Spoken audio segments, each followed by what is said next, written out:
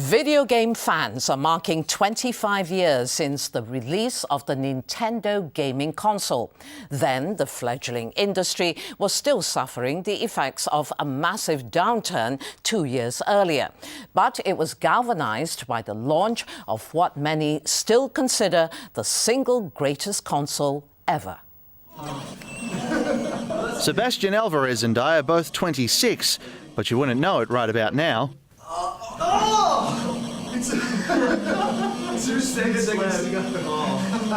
Seb is one of a rare few who's hung on to his original Nintendo Entertainment System, the little grey box that after 25 years is still turning heads. When people come over to the house and they see it, they're just like, oh my God, you still have it? And I'm like, yeah, do you want to have a game? No, don't touch it.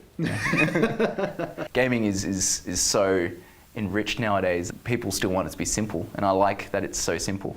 So I guess now it has more of an appeal than ever before. The Legend of Zelda, Double Dragon, and the iconic Super Mario Brothers. They're the games that not only defined countless childhoods around the world, they helped resurrect and redefine an entire medium. Video gaming companies have since flourished in the United States, but the early 1980s told a very different story. They were hardware companies. For them it was about, let's sell this box and make a profit, and that's great. And they didn't care about the games. You ended up with thousands and thousands of games in the market, most of which were rubbish.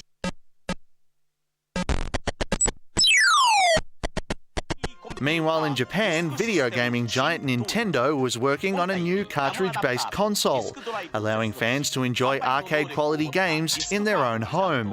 The Famicom sold 6.5 million units in Japan by the end of 1985.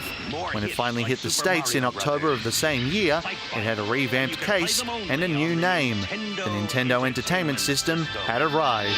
Now you're playing with power. That was kind of the first generation of what we call real games.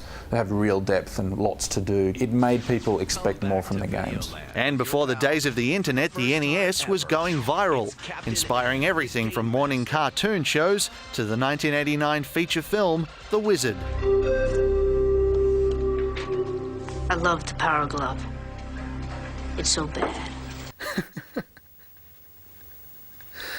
By 1990, the NES was the biggest selling video game console ever. In the US alone, it sold more than 27 million units between 1985 and 1990. Its list of games ballooned from 18 to 65 and beyond, and NES products made up about 90% of the world's total video game sales. Russell Braidner helped introduce the first wave of NESs here in Australia. His family owned one of a handful of toy stores invited to its initial launch. It almost overnight became a success. The parents were slow to grasp it, the kids were, hyped about it. I'm sure once the kids went to bed, mum and dad got out and had a go at it. And that just shows, today. There are more and more adult gamers around, and I suppose they've grown up with it from NES. It's a culture that continues to evolve, and gamers will always regard the Nintendo Entertainment System's release as the moment their way of life reached the next level. Manny Tsigos, World News Australia. Briefly to finance, and on Wall Street, the blue chip